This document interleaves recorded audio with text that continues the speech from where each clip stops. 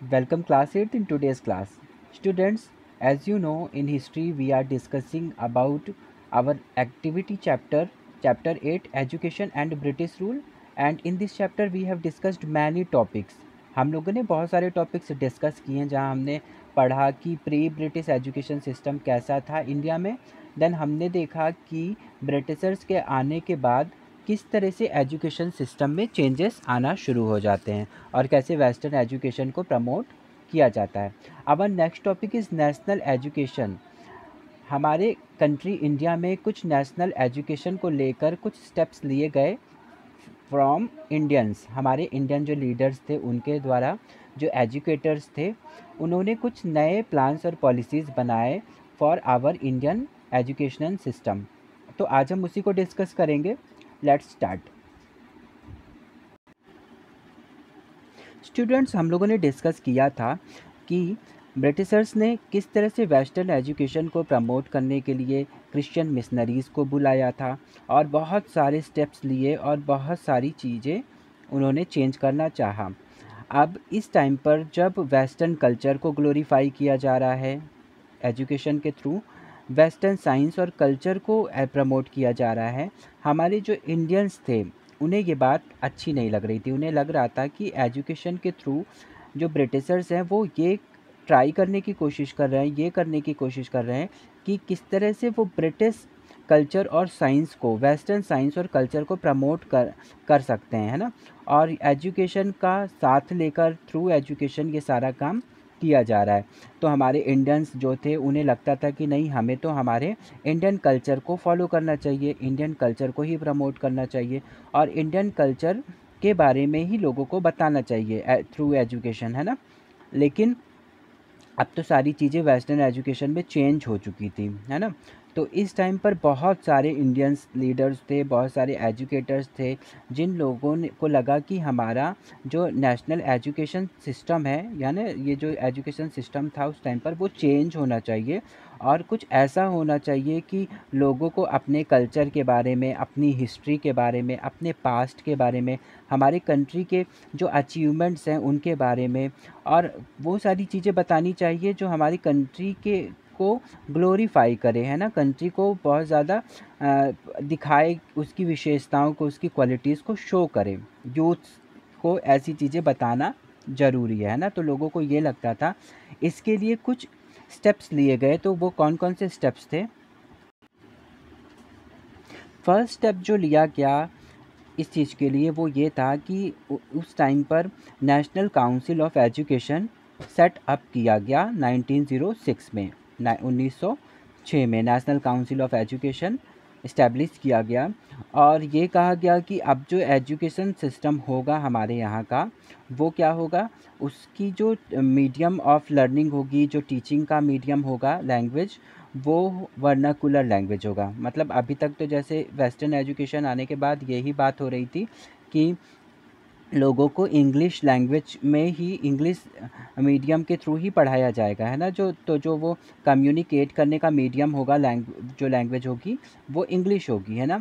पर हमारे इंडियंस को ये चीज़ें नहीं पसंद आ रही थी और उन्होंने कहा कि national council of education establish करने के बाद उन्होंने ये चेंज करना चाहा कि जो टीचिंग होगी वो वर्नाकुलर लैंग्वेज यानी लोकल लैंग्वेज में पढ़ाई जाएगी, ठीक है, ताकि लोगों को अच्छे से पहले समझ में आए। इसके बाद उन्होंने कहा कि इंग्लिश को एक कंपलसरी सेकंड लैंग्वेज के रूप में हम रख सकते हैं, क्योंकि इंग्लिश की भी अपनी कुछ इम्पोर्टेंस थी। क्योंकि अब अगर हमारी गवर्नमेंट या हमारे यहाँ पर जो लोग हैं, जो ट्रेडर्स हैं, मर्चेंट्स हैं, सारे लोग तो ब्रिटिशर्स हैं, सभी इंग्लिश में ही बात कर रहे हैं। तो इंडियंस को कुछ तो कम्युनिकेट करने के लिए एक मीडियम चाहिए, है ना। तो इसके लिए उन्होंने इंग्लिश को पूरी तरीके से मना नहीं किया, लेकिन उन्होंने कहा कि हमारी जो फर्स्ट मेन लैंग्वेज होगी वो वर्नाकुलर लैंग्वेज यानी लोकल लैंग्वेज होगी और इंग्लिश को हम सेकंड कंपलसरी लैंग्वेज के रूप में स्कूल्स में पढ़ाएंगे, ठीक है। इनके अलावा उन्होंने टेक्निकल एजुकेशन को भी प्रमोट करना चाहा, टेक्निकल एजुकेशन भी चाहा कि लोगों को पता चले, लेकिन उसके साथ साथ उन्होंने एंशियंट इंडियन कल्चर और आर्ट के रिसर्चेस जैसे सब्जेक्ट्स भी शुरू करा, ठीक है, उन्होंने कहा कि हमें अपने इंडिया के कल्चर को, अपने इंडिया के आर्ट्स को, अपने इंडिया की क्वालिटीज़ को जानना भी बहुत ज़्यादा ज़रूरी है। तो ये काम केवल एजुकेशन के थ्रू ही हो सकता है। तो अगर हम टेक्निकल एजुकेशन को प्रमोट करेंगे, फेवर कर रहे हैं, तो साथ ही साथ पर हम एंशिएंट इंडियन कल्चर और आर्ट्स को भी फेवर करेंगे एजुकेशन में, ठीक है। और इन सब चीज़ों के लिए बहुत सारे नेशनल इंस्टीट्यूशंस खोले गए, बहुत सारे स्कूल्स और कॉलेजेस खोले गए, जिनमें से कुछ जो मेन स्कूल्स कॉलेजेस थे वो थे जादवपुर यूनिवर्सिटी, बिहार विद्यापीठ, काशी विद्यापीठ एंड जामिया मिलिया इस्लामिया। महात्मा गांधी और रविंद्रनाथ टैगोर दो ऐसे मेन पर्सन्स थे जिन्होंने मिलकर इंडियन एजुकेशन सिस्टम के लिए बहुत सारा एफर्ट किया। तो इन दो लोगों के नाम बहुत ही मेन हैं जो एजुकेशन सिस्टम के लिए इन्होंने किया। इनके अलावा बहुत सारे दूसरे लोग भी हैं जो अपने एफर्ट्स की वजह से जाने जाते हैं। Let's know about Mahatma Gandhi's effort. Mahatma Gandhi ने हमारे इंडियन एजुकेशन के लिए जो वर्क किया, उसमें मेन जो बात आती है वो है नई तालीम। उसको हम डिस्कस करेंगे, लेकिन पहले हम ये जान लेते हैं कि महात्मा गांधी जी को ब्रिटिश एजुकेशन सिस्टम में क्या ड्रॉबैक्स दिखते थे। तो बात ये थी कि उस टाइम पर जो भी वेस्टर्न एजुकेशन बताया गया था, उसमें सारी चीज़ें जो थी वो वेस्टर्न सिविलाइजेशन को सुपीरियर करते हुए दिखाई गई थी, और हमारी खुद की जो सिविलाइजेशन है, इंडियन सिविलाइजेशन है, उसको इन्फीरियर दिखाया गया था। यानी कई बार जो सिलेबस थे, जो चैप्टर्स थे, जो चीज़ें पढ़ाई जा रही थी, वहाँ पर वेस्टर्न सिविलाइजेशन को तो खूब बहुत अच्छे से दिखाया गया है कि वेस्टर्न एजुकेशन वेस्टर्न सिविलाइजेशन बहुत ही अच्छे टाइप की सिविलाइजेशन है और बहुत अच्छे से वर्क कर रही है, बहुत सिस्टमेटिक वे में सभी रहते हैं।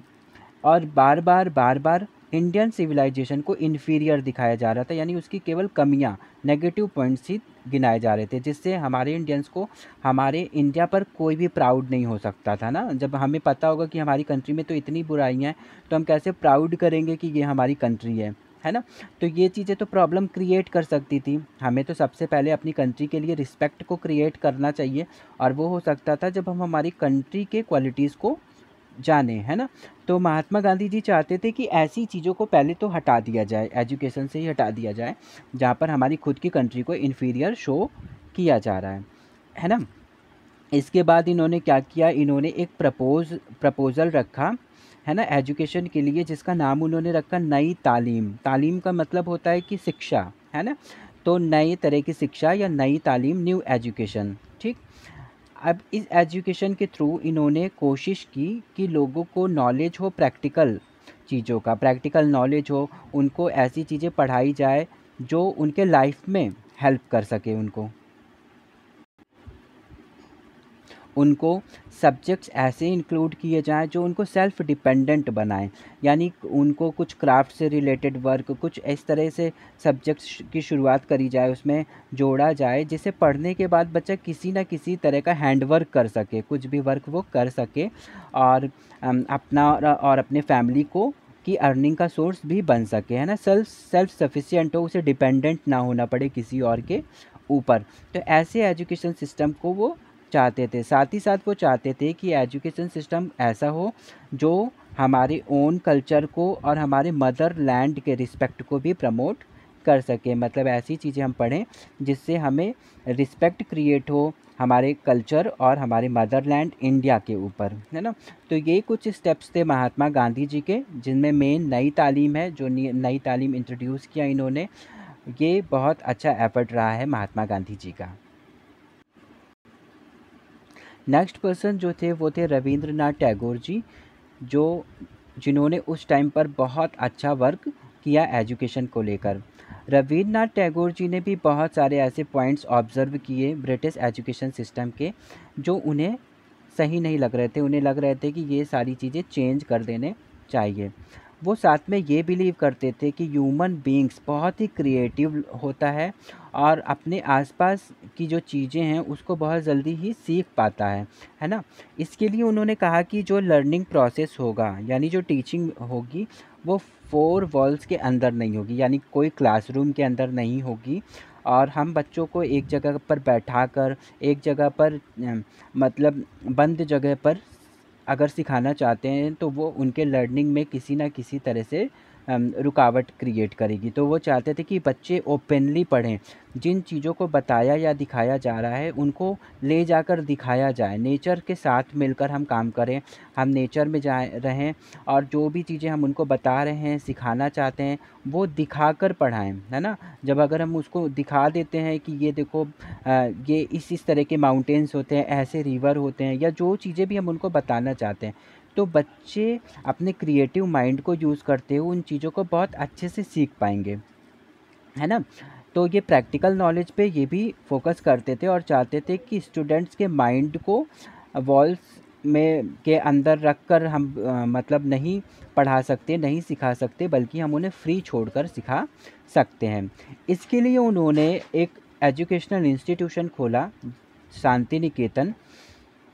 और शांति निकेतन में इन्होंने बहुत वैरायटी के सब्जेक्ट्स की शुरुआत की। जैसे अभी तक प्री ब्रिटिश टाइम पर बहुत ज़्यादा सब्जेक्ट्स नहीं पढ़ाए जा रहे थे, लेकिन अब इस टाइम पर बहुत सारे नए सजेशंस भी आ चुके थे और रवींद्रनाथ टैगोर जी ने अपने इस एजुकेशनल इंस्टीट्यूशन शांति निकेतन में बहुत सारे नए सब्जेक्ट्स की भी शुरुआत की, जैसे science and technology, drama, dance, music, history, literature, languages, sculptures, painting and mathematics. तो ये ऐसे सब्जेक्ट्स थे जो बच्चों को हर तरह से स्किल्ड बना सकते थे। मतलब एक तरफ हम मैथ्स की भी नॉलेज दे रहे हैं, तो दूसरे तरफ हम उन्हें ड्रामा, डांस, म्यूज़िक जैसी चीज़ें भी सिखा रहे हैं ना। जहाँ एक तरफ साइंस और टेक्नोलॉजी है, दूसरे साइड पर हम लिटरेचर और लैंग्वेज, स्कल्पचर, पेंटिंग जैसी चीज़ों को भी बच्चों को पढ़ा रहे हैं। यानी बच्चा अपने जिस भी तरह की उसके पास एबिलिटी है, उन एबिलिटीज़ के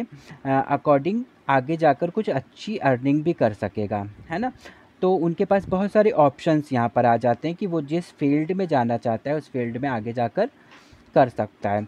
तो ये सारी चीज़ें रवींद्रनाथ टैगोर जी ने करी और 1951 में जाकर इनका जो शांति निकेतन था वो एक सेंट्रल यूनिवर्सिटी की तरह जाना जाने लगा, इतना ज़्यादा पॉपुलर हो गया अपने अच्छे वर्क की वजह से, और बाद में इसका नाम चेंज होकर विश्व भारती रख दिया गया।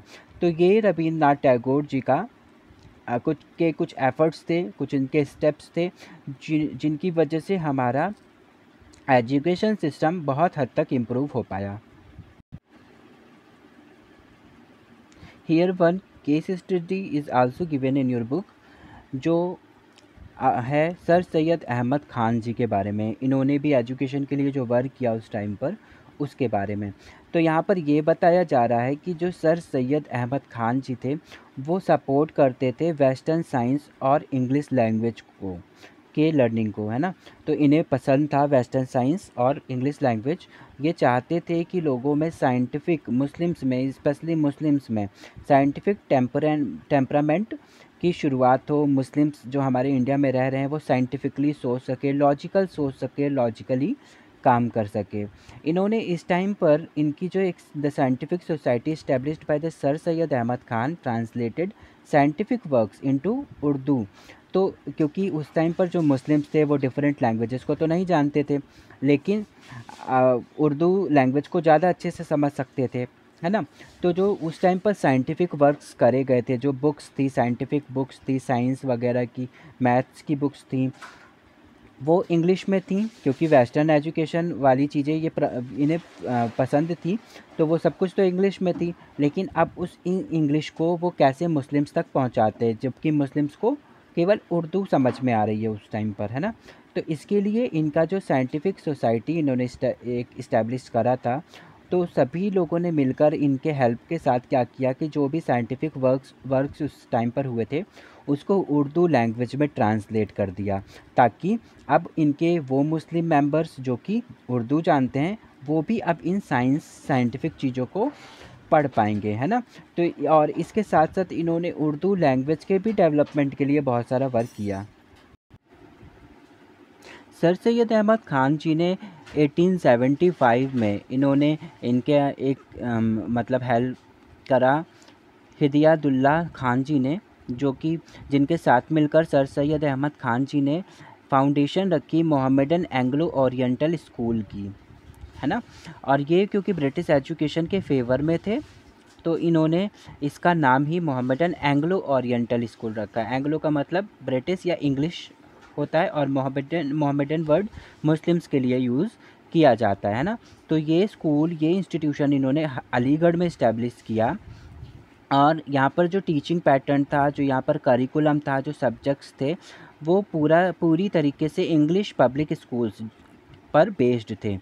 तो जो इंग्लिश एजुकेशन इंस्टीट्यूशन जितने चल रहे थे, जितने भी इंग्लिश पब्लिक स्कूल्स खुले हुए थे, उनमें जिस पैटर्न पर पढ़ाई कराई जाती थी, उसी पैटर्न पर इन्होंने भी पढ़ाया जाना शुरू किया। लेकिन साथ ही साथ पर इन्होंने इस्लामिक वैल्यूज़ को भी जोड़ दिया, है ना, थोड़ा सा उस पर भी फोकस किया। तो कुछ ऐसे सब्जेक्ट्स भी इंक्लूड किए गए जिसमें इस्लामिक वैल्यूज़ को भी बच्चों को बताया गया, ठीक है, बताया जा सके। और 1877 के टाइम पर आते आते, कुछ ईयर्स के बाद, मतलब 75 से 77 आते आते, ये स्कूल इतना ज़्यादा पॉपुलर हो गया इनका कि वो बाद में क्या बन जाता है, ये एक कॉलेज में चेंज हो जाता है। और अब यहाँ पर हर लेवल पर बड़े क्लासेस भी शुरू हो जाते हैं, और डिग्री कॉलेजेस की तरह यहाँ पर भी स्टडीज़ कराई जानी लगती है ना। अब सर सैयद अहमद ख़ान जी ने इतना ज़्यादा वर्क किया कि इनका जो ये कॉलेज था, है ना, यहाँ पर बहुत सारे इंग्लिश प्रोफेसर्स ने भी आकर पढ़ाया। जैसे कुछ के नाम यहाँ पर बताए जा रहे हैं, बेच, रैलिक, मॉरिसन और अर्नोल्ड। ये कुछ मतलब प्रोफेसर्स थे, इंग्लिश प्रोफेसर्स थे, ब्रिटिश प्रोफेसर्स थे बल्कि, जिन्होंने आकर सर सैयद अहमद ख़ान जी के Mohammedan Anglo oriental school and college, जो कि अलीगढ़ में बना, वहाँ पर टीचिंग भी की। इसका मतलब हम समझ सकते हैं कि किस लेवल का यहाँ पर अभी टीचिंग कराई जा रही थी, है ना। और इन लोगों ने अपना बहुत बेस्ट एफ़र्ट दिया, बहुत ज़्यादा काम किया अलीगढ़ कॉलेज के लिए। मतलब जो स्कूल पहले था, वो जो अब कॉलेज बन चुका था, और ये अब फर्स्ट रेट का एक इंस्टीट्यूशन बन चुका था उस टाइम पर, स्पेशली मुस्लिम्स के लिए।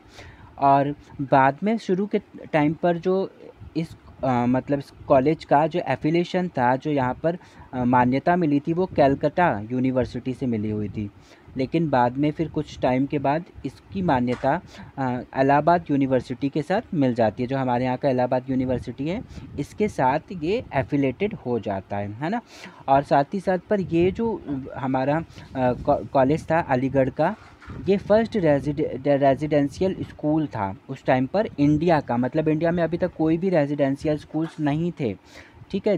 रेजिडेंशियल स्कूल्स का मतलब कि वो स्कूल्स जहाँ पर लोग रह रहे हैं, है ना, हॉस्टल्स की तरह, सुविधाएं भी मिल रही हैं, सर्विसेज भी मिल रहे हैं, और लोग वहाँ पर रहते हुए स्टडीज़ भी कर रहे हैं। तो ये उस टाइम का फर्स्ट रेजिडेंशियल स्कूल था इंडिया का, ठीक है। और बाद में 1920 के टाइम पर ये हमारा MAO कॉलेज, यानी मोहम्मदन एंग्लो ओरिएंटल कॉलेज, जो हमारा था अलीगढ़ का, ये चेंज हो जाता है, और अब इसका नाम चेंज होकर अलीगढ़ मुस्लिम यूनिवर्सिटी रख दिया जाता है, जो आज के टाइम पर भी बहुत ज़्यादा पॉपुलर है ना। और जब ये अलीगढ़ मुस्लिम यूनिवर्सिटी में चेंज होता है, तो यहाँ पर जो सबसे पहली वाइस चांसलर थी, है ना, उनका नाम था सुल्तान जहान बेगम, जिन्होंने ज्वाइन कर लिया था अलीगढ़ मुस्लिम यूनिवर्सिटी को फर्स्ट वाइस चांसलर के रूप में। तो ये कुछ एफर्ट्स थे उस टाइम पर, जो कि सर सैयद अहमद ख़ान जी ने करे। Clear students? तो समझ में आ गया होगा पूरा चैप्टर। हम लोगों ने समझ लिया कि किस तरह से ब्रिटिश के आने से पहले एजुकेशन सिस्टम में कैसा था, देन ब्रिटिश के आने के बाद एजुकेशन सिस्टम कैसा हो जाता है, और हमारे इंडियन लीडर्स जो एजुकेशन से रिलेटेड जिन्होंने वर्क किया, उन लोगों ने किन किन तरह से एफ़र्ट्स किए, और कितने सारे प्रोसेसेस के बाद जाकर हमारा इंडियन एजुकेशन सिस्टम आज डेवलप कर रहा है ना। तो I hope you all have understood this chapter, और इस टॉपिक के साथ ही हमारा ये चैप्टर कंप्लीट हो रहा है। अब हमारे पास एक लास्ट चैप्टर बच रहा है, that is activity chapter, human resource from geography. After that we will complete our term 1 syllabus. इसके बाद हमारा टर्म 1 का सिलेबस पूरी तरीके से कंप्लीट हो जाएगा। और होमवर्क में, because this is our activity chapter, तो in homework you have to do one activity. अपनी बुक में अगर हम देखेंगे तो पेज नंबर 67 पर वहाँ पर एक एक्टिविटी बताई गई है जहाँ पर महात्मा गांधी जी के व्यूज़ को बताया गया है एजुकेशन के लिए, है ना। और हमने चैप्टर में भी महात्मा गांधी के व्यूज़ को पढ़ा कि महात्मा गांधी कैसा एजुकेशन सिस्टम चाहते थे, है ना। तो यहाँ पर करना क्या है कि एक्टिविटी में करना ये है कि हमें क्या करना है कि कुछ सजेशंस देने हैं for development of our present education system.